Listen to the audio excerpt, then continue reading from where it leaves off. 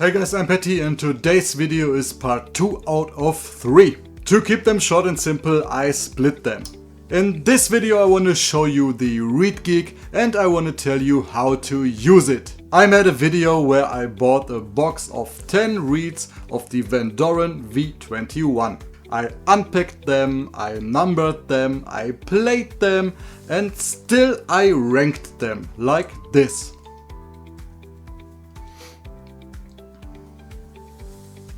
And obviously I shared my opinion with you. In video number 3, and this is the most important video of these 3 videos, I want to show you if this guy works and if it's worth the investment. Because they advertise that the ReedGeek makes bad reeds playable and good reeds better. I put links to these 3 videos in the description box down below. Anyway, now I will show you how to use the ReedGeek and I want to tell you a couple of facts. This is the ReedGeek Black Diamond G4, introduced in 2016. It comes for a retail price of 85 euro here in Germany. It's made of steel and I think there is a coating on it. It's small, it's light and easy to store. It came in a little softpack which I lost over the years. It is not only for cane reeds, you're also able to use it on synthetic reeds, which I never tried.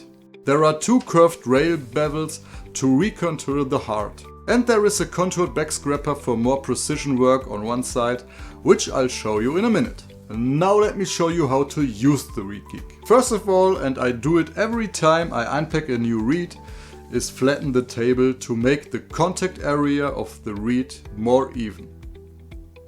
And obviously the vibrating area. Therefore we take our ReedGeek in an angle like this and rub gently with light pressure forwards and backwards.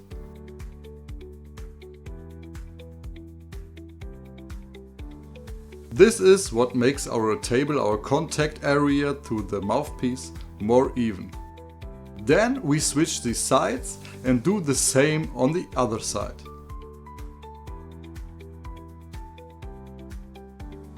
We have to work very accurate and patient because we don't want to damage the reed.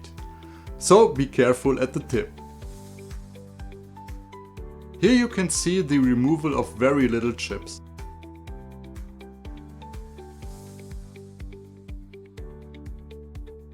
After the flattening process, we turn over the reed and put it onto our mouthpiece. Why is that important? Because every mouthpiece has a facing curve. It's the curve we can see if we look from the side. If we use this little metal strip and put it between the mouthpiece and the reed, it stops at the break point. From there on is the part of the reed which vibrates the most. From here we have to make sure that the sides are able to vibrate equally. And with sides I mean the parts outside the heart of the reed. At the beginning you can mark the heart with a pencil. I do it every time.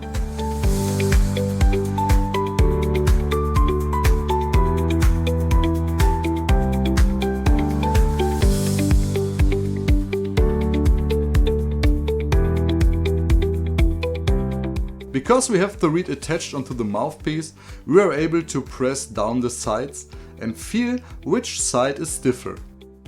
If we found the stiffer side, we now use the front side of the ReedGeek and rub gently towards the tip, without rubbing over the heart. We repeat this process as many times as we need to make the sides even. It's not necessary to buy this metal strip. You're also able to see the break point with a closer look from the side. It just makes it easier. At the beginning you should use an old reed where you think that it's not playable. And please let me know in the comments down below if you tried it and if you noticed any differences. So this was my routine, which I do with every reed which plays And in the next video I will do exactly this with all the 10 reeds from the previous video, and then I will compare the sound and the playability in a before and after comparison. So I hope this was helpful for you. If it was, please hit the thumbs up button, subscribe to my channel for more videos like this. It costs nothing for you. So, see you in the next video. I'm Patty. I say goodbye, hasta luego und auf Wiedersehen.